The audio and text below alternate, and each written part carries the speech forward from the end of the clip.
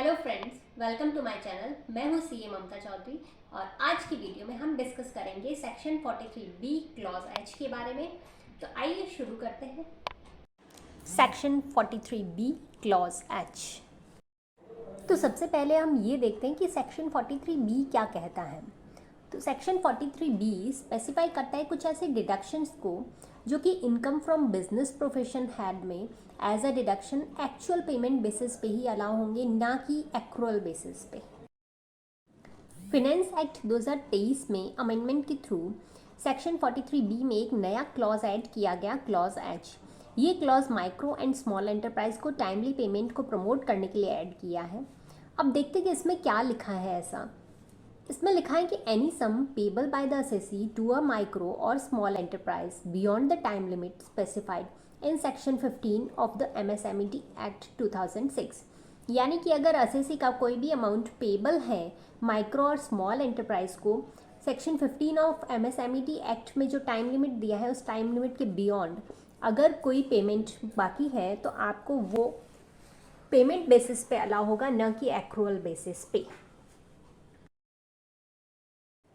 अब क्वेश्चन ये अराइज होता है कि आखिर ये micro enterprise and small enterprise है कौन। तो माइक्रो एंटरप्राइज ऐसा एंटरप्राइज है जिनका इन्वेस्टमेंट प्लांट मशीनरी या इक्विपमेंट में 1 करोड़ रुपए से ज़्यादा ना हो और जिनका टर्नओवर 5 करोड़ रुपए से ज़्यादा ना हो। उसी तरह स्मॉल एंटरप्राइज वो होंगे जिनका इन्वेस्टमेंट प्लांट एंड मशीनरी और इक्विपमेंट में 1 करोड़ से ज़्यादा है लेकिन 10 करोड़ से ज़्यादा ना हो और उनका टर्नओवर 5 करोड़ से ज़्यादा है लेकिन 50 करोड़ से कम हो। यानी कि जो माइक्रो से जब बड़ा हो जाता है तो वो स्मॉल एंटरप्राइज बन जाता है, जब स्मॉल एंटरप्राइज से बड़ा हो जाता है तो वो मीडियम एंटरप्राइज बन जाता है। अब ये जो क्लॉज है ये सिर्फ माइक्रो एंड स्मॉल एंटरप्राइज पे एप्लीकेबल है, मीडियम पे एप्लीकेबल नहीं है। क्लॉज एच में रेफरेंस दिया है सेक्शन 15 ऑफ एमएसएमई एक्ट 2006 का। तो आइए ये देखते हैं कि सेक्शन 15 ऑफ एमएसएमई एक्ट 2006 क्या कहता है। तो सेक्शन 15 कहता है कि where any supplier supplies any goods or renders any services to any buyer, the buyer shall make payment therefor on or before the date agreed upon between him and the supplier in writing or where there is no agreement in this behalf before the appointed day. मतलब कि जहाँ supplier ने goods को supply किया या services को render किया तो बायर को पेमेंट करना होगा उस डेट पे जिस पे कि उनका रिटर्न में एग्रीमेंट हो रखा है। मतलब कि बायर और सप्लायर ने जिस डेट के लिए एग्रीमेंट कर रखा है, जैसे अगर इनवॉइस पे लिख रखा है कि 15 दिन या 30 दिन, तो जो भी उनके बीच में एग्रीमेंट है वो डेट से पहले उनको पेमेंट करना होगा। और अगर कोई अग्रीमेंट नहीं हो रखा है तो अपॉइंटेड डे से पहले करना होगा। अब अपॉइंटेड डे क्या होता है? Appointed day means the day following immediately after the expiry of a period of 15 days from the day of acceptance or the day of deemed acceptance of any goods or any services by a buyer from a supplier। यानी कि जिस दिन buyer को goods receive हुए, मतलब day of acceptance जो हुआ उसके बाद इमीडिएटली जो 15 दिन होंगे वो होंगे अपॉइंटेड डे, यानी कि उस पीरियड में उनको पेमेंट करना होगा। अब यहाँ पे दो टर्म यूज़ हुई है, day of acceptance and day of deemed acceptance, तो उन्हें समझना भी बहुत ज़रूरी है। तो देखते हैं कि what is day of acceptance. तो day of acceptance means the day of actual delivery of goods और द रेंडरिंग ऑफ सर्विसेज। मतलब कि वो दिन जिस दिन एक्चुअल में आपको गुड्स रिसीव हुआ है या सर्विस रिसीव हुई है। यानी कि यहाँ पे देखिए कि इनवॉइस पे जो डेट लिखी है वो डेट नहीं होगी date of acceptance. Date of acceptance वो होगी जिस दिन आपको एक्चुअल में गुड्स डिलीवर हुआ है। अब इसमें एक और चीज़ दे रखी है कि where any objection is made in written by the buyer regarding acceptance of goods or services within 15 days from the day of delivery of goods or rendering services, the day on which such objection is removed by the supplier। यानी कि अगर buyer को goods जिस दिन received हो गया तो वैसे तो वो उसका डे ऑफ एक्सेप्टेंस हो गया पॉइंट नंबर ए के हिसाब से, लेकिन अगर उस बायर को उन गुड्स में कोई ऑब्जेक्शन है और उसने रिसीव होने के 15 दिन के अंदर अंदर अपने सप्लायर को रिटर्न में ये बता दिया है कि उसे क्या ऑब्जेक्शन है, तो वो दिन की जिस दिन उसका ये ऑब्जेक्शन सप्लायर द्वारा रिमूव किया जाएगा, उस दिन को डे ऑफ एक्सेप्टेंस माना जाएगा और उससे 15 दिन जो होंगे वो अपॉइंटेड डे होंगे। यानी कि जिस दिन उसका डाउट, उसका जो भी ऑब्जेक्शन है वो रिमूव हुआ है, उस रिमूवल वाली डेट के 15 दिन में उसको पेमेंट करना होगा, ना कि जिस दिन उसको एक्चुअल में फर्स्ट टाइम रिसीव हुआ था उसके 15 दिन से। ठीक है। फिर उसके बाद इसमें एक और चीज़ थी कि the day of deemed acceptance means where no objection is made in writing by the buyer regarding acceptance of goods or services within 15 days from the day of delivery of goods or the rendering of services, the day of actual delivery of goods or the rendering of services। यानी कि अगर 15 दिन के अंदर कोई objection नहीं किया जाता है तो फिर जिस दिन उनको रिसीव हुआ था गुड्स या फिर सर्विसेज, वो ही डीम्ड एक्सेप्टेंस, मतलब वो एक्सेप्टेंस माना जाएगा अगर आपकी तरफ से कुछ भी रिटर्न में उनके पास नहीं गया है तो। अब देखिए यहाँ पे बात हुई है कि जो एग्रीमेंट हुआ है या तो 15 डेज या फिर जो बायर और सप्लायर में एग्रीमेंट हुआ है वो डेट, लेकिन एक यहाँ पे प्रोविजो भी ऐड किया हुआ है जिसमें लिखा है provided that in no case the period agreed upon between the supplier and the buyer in writing shall exceed 45 days from the day of acceptance or the day of deemed acceptance। यानी कि चाहे कुछ भी हो जाए, buyer और supplier का जो रिटर्न एग्रीमेंट है वो 45 दिन से ज़्यादा नहीं हो सकता है। तो अगर 45 दिन से ज़्यादा का है भी एग्रीमेंट, मान लो बायर और सप्लायर में एग्रीमेंट हो रखा है कि हम लोग 60 दिन में पेमेंट करेंगे, बट फिर भी इस सेक्शन के अकॉर्डिंग अगर वो MSMED एक्ट में रजिस्टर्ड है सप्लायर तो 45 डे में ही पेमेंट करना होगा। तो अब समझते हैं कि इस सेक्शन 15 का सार क्या है। तो एक बायर जो गुड्स को रिसीव करता है वो उसके रिसीव होने की, एक्सेप्ट होने की, जिस दिन डिलीवरी हो रही है उस दिन के 15 दिन में, या फिर अगर उनके बीच में कोई एग्रीमेंट है तो उस एग्रीमेंट पीरियड में, जो कि 45 दिन से ज़्यादा नहीं हो सकता, मैक्सिमम 45 डेज ही हो सकता है, तो तब तक उसको पेमेंट करना है। अब ये जिस दिन एक्चुअल में उसको गुड्स रिसीव हो रहे हैं उस दिन से 15 दिन या 45 दिन काउंट करने हैं। और अगर बायर को गुड्स में कोई भी ऑब्जेक्शन है और उसने रिसीव होने के 15 दिन में रिटर्न में सप्लायर को ये इंटीमेट कर दिया है कि उसे क्या ऑब्जेक्शन है, तो जिस दिन ऑब्जेक्शन रिमूव होगा उस दिन से 15 दिन या 45 दिन में उसको पेमेंट करना है। अब देखिए ये तो हो गया, हमने समझ लिया कि क्या है इस क्लॉज में, क्या है इस सेक्शन में, लेकिन इसका इफेक्ट क्या होगा अगर ऐसा नहीं करते हैं, पेमेंट बाकी रहता है, तो उसका इफेक्ट क्या आएगा वो समझते हैं। तो ऐसे क्रेडिटर्स जो आपके 31 मार्च को ईयर एंड में ड्यू है और जिनका 15 या 45 दिन का पीरियड ओवर हो चुका है, तो उनका जो भी अमाउंट है, जो ड्यू अमाउंट है, वो अमाउंट आपके प्रॉफिट में ऐड हो जाएगा, उसका जो डिडक्शन है वो आपको अलाउ नहीं होगा। इसी तरह से अगर कोई ऐसे क्रेडिटर्स है जिनकी ड्यू डेट 31 मार्च के बाद पड़ रही है, अप्रैल में पड़ रही है, उनका 15 दिन या 45 दिन 31 मार्च के बाद ओवर हो रहे हैं, लेकिन अगर आपने उस जो भी अप्रैल में उनकी जो डेट बन रही है 15 या 45 डेज से, उस डेट तक भी अगर पेमेंट नहीं किया है उनको, तो वो भी आपको उस ईयर में प्रॉफिट में ऐड हो जाएंगे, वो आपको अलाउ नहीं होंगे।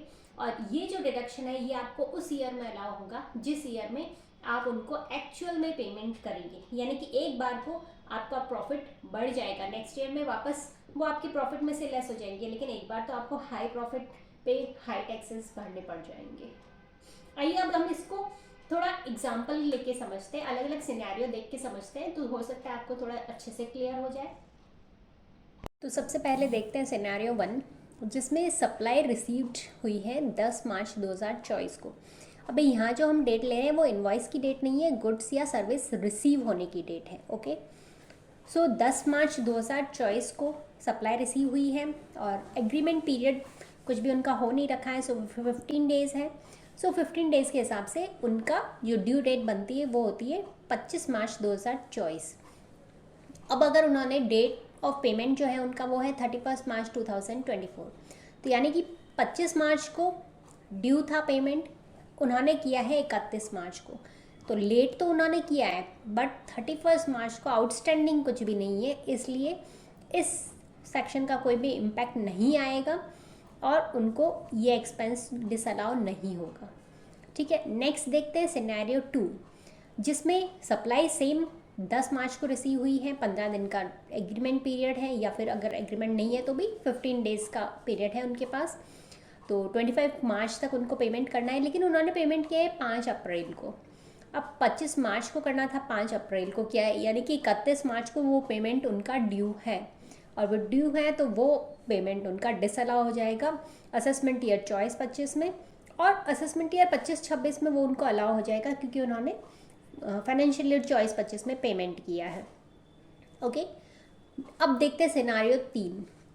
अब इसमें सप्लाई रिसीव हुई है 20 मार्च को, अग्रीमेंट पीरियड है 45 डेज़ का। तो एमएसएमई एक्ट के हिसाब से जो ड्यू डेट बनती है 45 डेज़ कैलकुलेट करके वो बनती है 4 मई 2024। अब क्योंकि 31 मार्च को उन्होंने पेमेंट कर दिया है इसमें, तो उनका कुछ भी ड्यू तो है नहीं, तो इसलिए कोई भी इम्पैक्ट नहीं आएगा इस क्लॉज एच का। फोर्थ सिनेरियो में हम देखें तो सेम वही थर्ड सिनेरियो वाली सिचुएशन है। 20 मार्च को रिसीव हुआ, 45 डेज़ 4 मई को होते हैं, और उन्होंने 20 अप्रैल को पेमेंट कर दिया। अब देखिए इसमें क्या है, 31 मार्च तक पेमेंट नहीं हुआ है यानी कि ड्यू है, बट एक्चुअल में इसकी पेमेंट की ड्यू डेट है 4 मई, और उन्होंने पेमेंट किया है 20 अप्रैल को, यानी कि 4 मई से ड्यू डेट से पहले पेमेंट कर दिया है, इसलिए इस पर भी इस क्लॉज एच का कोई भी इम्पैक्ट नहीं आएगा और कुछ भी डिसअलाउ नहीं होगा। अब आते हैं लास्ट सिनेरियो 5 में, जिसमें 20 मार्च को सर्विस रिसीव हुई है, 60 दिन का एग्रीमेंट पीरियड है, बट क्योंकि एमएसएमईडी एक्ट में ये लिखा है कि जो प्रोविसो ऐड किया था उसमें क्लियरली लिखा है कि चाहे कुछ भी हो जाए 45 डेज से ज़्यादा का पीरियड नहीं हो सकता है, तो इसलिए अगर उनका एग्रीमेंट में 60 डेज़ है तब भी कंसीडर वो 45 डेज़ ही होगा, और उस हिसाब से उनकी जो ड्यू डेट बनती है वो होती है 4 मई। अब उन्होंने पेमेंट किया है 10 मई को, तो 31 मार्च को तो पेमेंट ड्यू है ही, लेकिन उसके बाद भी जो उनका पेमेंट है जो ड्यू डेट 4 मई से पहले नहीं हुआ है, 10 मई को हुआ है, यानी कि ड्यू डेट से बाद 45 दिन से बाद पेमेंट हुआ है, तो इस सिचुएशन में जो भी उनका ड्यू अमाउंट है वो पूरा असेसमेंट ईयर 24-25 में डिसअलाउ हो जाएगा, और क्योंकि उन्होंने 10 मई 24 को पेमेंट किया है तो पेमेंट वाले ईयर में यानी कि असेसमेंट ईयर 25-26 में उनको वो अलाउ हो जाएगा एक्सपेंस। अब इस क्लॉज में एक और क्वेश्चन जो सामने आता है वो ये है कि क्या ये सेक्शन 43B का क्लॉज एच ट्रेडर्स पर भी एप्लीकेबल होगा, क्योंकि एमएसएमईडी एक्ट में अब ट्रेडर्स को भी रजिस्टर्ड का ऑप्शन अवेलेबल है, और अगर ट्रेडर रजिस्टर्ड है तो क्या उस पर भी एप्लीकेबल होगा। क्लॉज एच में उन्होंने लिखा है कि any sum payable by the SSC to a micro और स्मॉल एंटरप्राइज, यानी कि यहाँ जो वर्ड यूज हुआ है वो है एंटरप्राइज। अब एंटरप्राइज की definition section 2 subsection E of MSMED act में दे रखी है। वहाँ लिखा है enterprise means an industrial undertaking और अ बिजनेस कंसर्न और any other establishment by what ever name called engaged in the manufacture or production of goods, यहाँ लिखा है manufacture or production of goods in any manner pertaining to any industry specified in the first schedule to the Industry Act 1951 or engaged in providing or rendering of any service or services। तो यहाँ पे manufacture or production of goods या engaged in providing or rendering of any services लिखा है, तो यहाँ पर trader include नहीं है इस डेफिनेशन में, एंटरप्राइज की डेफिनेशन में, तो इसलिए सेक्शन 43B का क्लॉज एच ट्रेडर्स पे एप्लीकेबल नहीं होना चाहिए। फर्दर जो micro small and medium enterprise ministry है उन्होंने ऑफिस मेमोरेंडम जो कि उन्होंने 2 जुलाई 2021 में इशू किया था, और आरबीआई ने अपने सर्कुलर में जो कि 7 जुलाई 2021 को इशू किया गया था उसमें भी जब उन्होंने रिटेल एंड होलसेल ट्रेड को एमएसएमई एक्ट में इंक्लूड किया तो वहाँ पे उन्होंने क्लियरली लिखा था have included retail and wholesale trade under MSMEs for the limited purpose of priority sector lending, यानी कि रिटेल एंड होलसेल ट्रेड को एमएसएमई में include only and only priority sector lending के लिमिटेड पर्पस के लिए ही include किया गया है। इसलिए जो एमएसएमई एक्ट में अदर बेनिफिट्स जो हैं वो ट्रेडर्स को अवेलेबल नहीं होंगे। तो उस तरह से देखा जाए तब भी ट्रेडर्स को अगर कोई भी अमाउंट आउटस्टैंडिंग है तो उस पर clause 43B subsection H applicable नहीं होगा और वो अमाउंट डिसअलाउ नहीं होगा। क्या ये क्लॉज 1 अप्रैल 2023 को जो आउटस्टैंडिंग है क्रेडिटर्स उन पे एप्लीकेबल होगा? तो देखिए, ये जो सेक्शन है, ये जो क्लॉज है, ये एप्लीकेबल है for computation of income from assessment year 24-25। तो इसलिए असेसमेंट ईयर 24-25 यानी कि फाइनेंशियल ईयर 23-24 के P&L में जो परचेज या एक्सपेंस है उनके पेमेंट को ही हमें चेक करना है। तो ऐसे पेमेंट जो कि उससे पहले यानी कि 1 अप्रैल 2023 से पहले कोई अगर आउटस्टैंडिंग है पेमेंट्स तो उन पे ये एप्लीकेबल नहीं होगा। सेक्शन 43B क्लॉज H उन सप्लायर्स पर एप्लीकेबल हैं जो कि MSMED एक्ट 2006 में रजिस्टर्ड हैं। यानी कि अगर ऐसे कोई सप्लायर जो मैन्युफैक्चरर हैं या जो सर्विस सप्लाई कर रहे हैं और वो अगर MSMED एक्ट में रजिस्टर्ड नहीं है तो उनको जो भी अमाउंट आउटस्टैंडिंग है वो आपको डिसअलाउ नहीं होगा इस सेक्शन के अंतर्गत। इसके अलावा section 43B presumptive taxation opt करने वाले असेसी पर एप्लीकेबल नहीं होता है। यानी कि वो असेसी जिन्होंने 44AD, ADA या 44AE एटसेट्रा ये प्रिजम्पटिव टैक्सेशन स्कीम को ऑप्ट किया है तो उन पर सेक्शन 43 एप्लीकेबल नहीं, 43B एप्लीकेबल नहीं होता है एंड इसलिए उनको भी इन केसेस में कोई भी डिसअलाउंस नहीं होगा। तो ये था section 43B clause H। I hope इस वीडियो में आपको ये क्लियर हो गया होगा कि इसमें क्या है और आपको क्या चीज़ का ध्यान रखना है और आपका कोई कन्फ्यूज़न है तो वो भी आई होप कि दूर हो गया होगा। अगर आपको कोई भी क्वेरीज है इसके रिगार्डिंग तो आप हमें कमेंट कर सकते हैं। Thank you.